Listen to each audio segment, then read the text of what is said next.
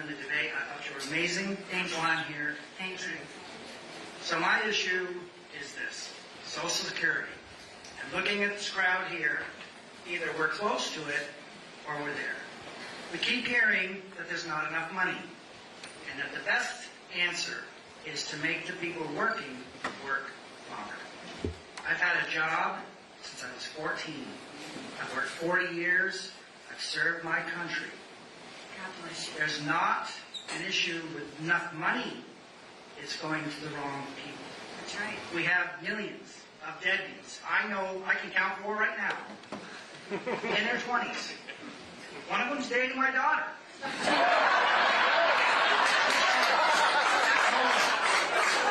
Smoking pot, playing video games, collecting about $1,500 a month. Imagine a million like that. 10 million. The 5 million coming into our country illegally. The answer is not making us who work harder and longer. It's getting the people off it who don't deserve it. That is just my statement. I wish more politicians would look at it that way, because the answer is always the same. It's, we're going to raise the age, and the sheep are like, oh yeah, that sounds great. No, that's not the right answer. And I can give you what my answer is. So first of all, when it comes to entitlements, think of this. Social Security will go bankrupt in 10 years. Medicare will go bankrupt in 8.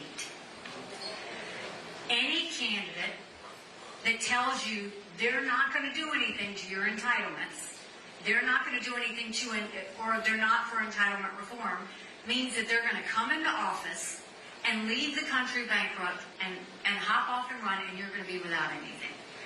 We will do entitlement reform, but it will be for like my kids in their 20s. You raise their retirement age to life expectancy. You go in, instead of cost of living increases, you do increases based on inflation. You expand Medicare Advantage plans. There are things that you can do, but you don't take away from anyone who's been promised. You don't extend the age date on when you can get your benefits. What you were promised, you will always get under my watch.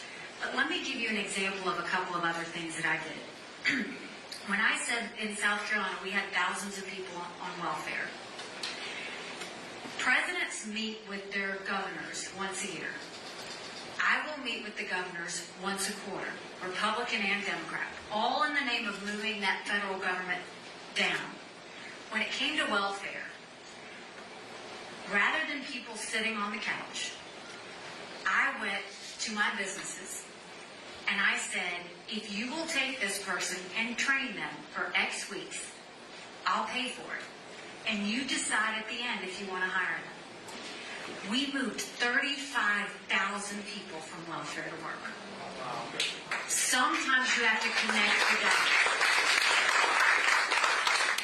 It makes no sense to pay someone to sit still, put them in training, give them the ability to do for themselves. For so many of those people, they didn't know how to get the training. They didn't know how to get the job. And those businesses were desperate for people. And so we connected the dots. Another thing I did, I became obsessed with our prisons. I wanted to know how people got in there, what happened when they were there, and what happened when they went out. Because it was like a revolving cycle. And the taxpayers were paying for it.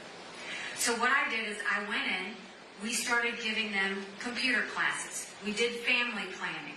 We taught them how to build a resume. But I put equipment behind the fence. And we started teaching them skills.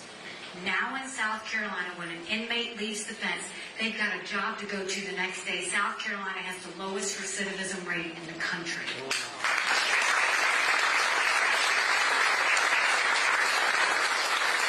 Sir, it's not what I've said, it's what I've done.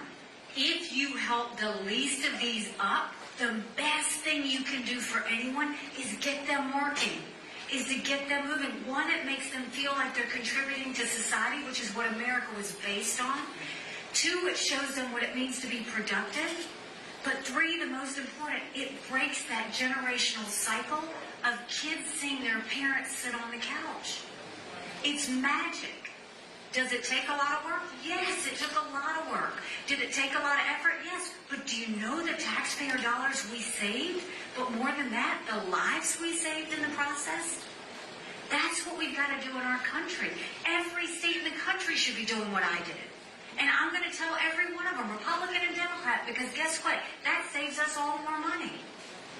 And that makes us better.